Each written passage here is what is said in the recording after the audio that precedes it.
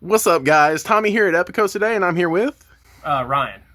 Ryan. What'd you play today? Today I played the Cat Food Deck. It's more it's a Pestilence Food Deck, and I had a real good time with it. It's very mid-rangey. It's very grindy. It can definitely go the long distance for any of the decks. I had a super fun time playing it today. I came in third with it. Sweet. Let's get into it, man. All right, so the bread and butter of the deck itself is the Cauldron Familiar. I only run 3 of it.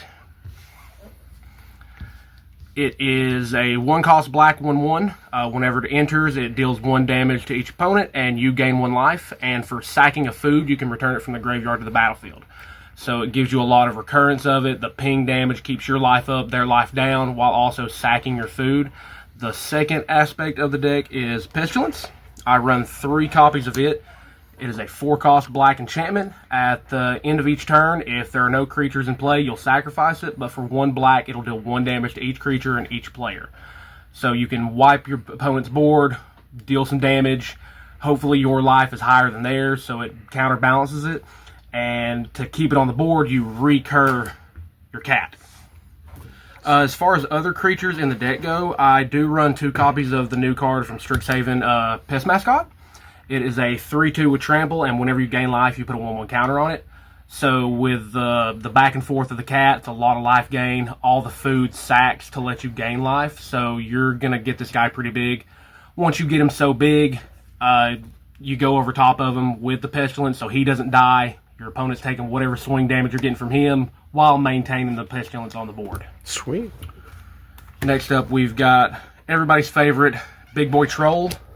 Mostly for the swamp cycling to get your land base, but you can always hardcast him for 6, and Super Menace is a problem. He can only be blocked by 3 or more creatures. It's really hard to get around. It really is. It's a format staple. We love him. I run 1 copy of Avenging Hunter. 5/4 trample, take the initiative. The initiative can definitely get away with the game if you're able to. I usually sideboard it out as a first go-around if somebody's playing aggro, because if they can take the initiative from me, that's really bad, because I don't swing in a ton. So if I can get it and maintain it, it just gets me ahead of the game. Next up are my foods for the cat. I run 2 copies of Heaped Harvest when it enters and when you sacrifice it. So the sack of the cat triggers it. You'll go search for a basic, put it on the battlefield tapped. In a bad situation, you could also pay 2, tap it, sack it, gain 3 life. I do run all 4 copies of Limbus, as do most Pauper decks. Enters, scries 1, draws you a card. You can gain some life off of it, and it reshuffles. It also gets my cat back. I run 4 copies of Nutrient Block. It is from the, what is the space set called? Edge of Eternities. It's a 1-cost indestructible. You can pay 2, sack it, gain 3 life, and when it leaves the battlefield, you draw cards. So it's an automatic 1-drop, get rid of it for the cat, you draw a card off of it. So very efficient for card draw. That's the end of the food. I run 3 copies of Campfire. I just really like Campfire. The 2 life each turn can definitely put you ahead. If somebody's only hitting you in the air for 2 damage, you're already making up for, say, a Sneaky Snack or a Refurbished Familiar. You're getting your life back every turn from those swings. I don't have flying, so I've got to make up for it somewhere. And with this being such a grindy deck, if you go up against the mirror match or, say, in a Jund Wildfires, you can come to the end of your deck really easily. So for 2, it allows you to shuffle your graveyard back into your library. Yeah, it definitely helps with the mirror match. Up next is my card draw. I've got 2 Ichor Wellsprings. I only run 2 in this deck because it's not a food, so I can't get the cat back with it. I also run 3 copies of Reckoner's Bargain. I choose it over the Fanatical Offering just because of the life gain aspect of it, because if I need to sack a troll and 7 life puts me ahead, that's as good as it gets. Along with that, I run 4 Eviscerator's Insights, sack a food, sack a cat, bring the cat back, draw 2 cards, and it's got flashback. You can't beat it. So you're playing 4 of the Eviscerator's Insight over Fanatical Offerings? Yes. That's pretty cool. The flashback, I feel like, especially late game, comes in really handy. Yeah. If I say your top deck, and it does happen, unfortunately, the Fanatical Offering from the graveyard can give you the edge. As for removal, This is a huge removal deck. It's mid-range, so tons of removal. I run 1 copy of Snuff Out, just because. Everybody likes a free destruction spell. You sideboard it out if you're playing against black, but it does come in handy. You got 4 cast downs. You got 2 Tithing Blades. Tithing Blades are really good. It's good against the Bogles matchup. I did play a Bogles player today, and the Tithing Blade comes in really well. For the grindier games, you can craft it, and if you craft it, it becomes squelching something? Yeah, consuming. Consuming Sepulcher, yeah. Once it's crafted, each upkeep, you gain 1 life, they lose 1 life, so you can get the grind match out. I also run 1 copy of Grapple with Death, destroy an artifact or a creature, gain 1 life. Just more life, even if it's 1. It can target somebody's land if I need to. But as far as the cards in the deck, that is it other than my land. We will go through the land. I run 3 copies of Golgari Rot Farm.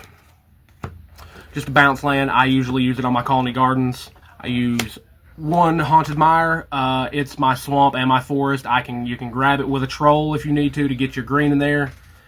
For the Graveyard Hate, I do have 2 Bajuka Bogs, which also can be bounced with the Golgari Rot Farm. I run 1 Singular Forest. Don't ask me why. Probably because I only had 3 Colony Garden, if I'm being completely honest. Colony Garden, great card.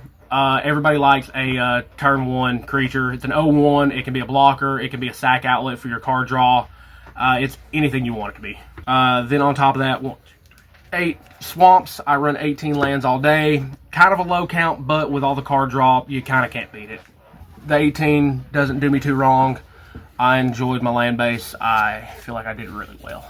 Also, being able to bounce back the colonies with the bounce lands. Yep. Yeah, it's good stuff. Yeah, extra plant token, extra blockers, extra fodder for my draw cards. As far as my sideboard goes, I run 2 Accursed Marauders. Sacrifice a non-token creature, so that gets around. It gets around the birds from a Blue Terror. Yeah, Blue Terror. So I can take out the terrors. It takes out Bogles. It gets around the tokens generated from a Writhing Chrysalis. So it's just good all around. I do run 2 Heritage Reclamations. I can take out an artifact. I can take out an enchantment, or I can just exile up to 1 card and card draw. Card's the goat, actually. Yeah. So Swiss Army knife. It replaces itself. Always for those mono red matchups, I run 4 Weather the Storms. If you're running any kind of green in your deck, you gotta have them. Nobody wants to get run out of the water by a mono red madness. More removal in the sideboard with Drown in Sorrow.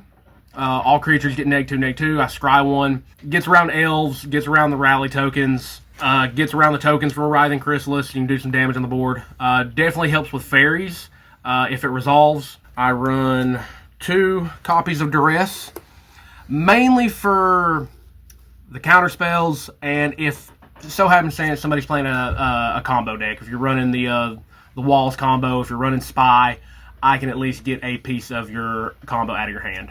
Yeah, it's true. And just to round it off, I have 2 copies of Troublemaker Oof. He has Bargain, so you can sacrifice a creature, token, or an enchantment when he enters, and you can exile a target artifact or enchantment. He's a 2/2. Sometimes it's relevant if you're running against the affinity player. If you can turn 2 and actually bargain it and take out one of their indestructible lands, it can put you ahead real far with a deck like that. Also, it can take out a Mirror Enforcer. It can take out any enchantment. So you can take out somebody, if you're running against a Ponza player, you can take out their Utopia Sprawl. Oh, that's actually really good. Yeah, Utopia Sprawl, any of their land ups.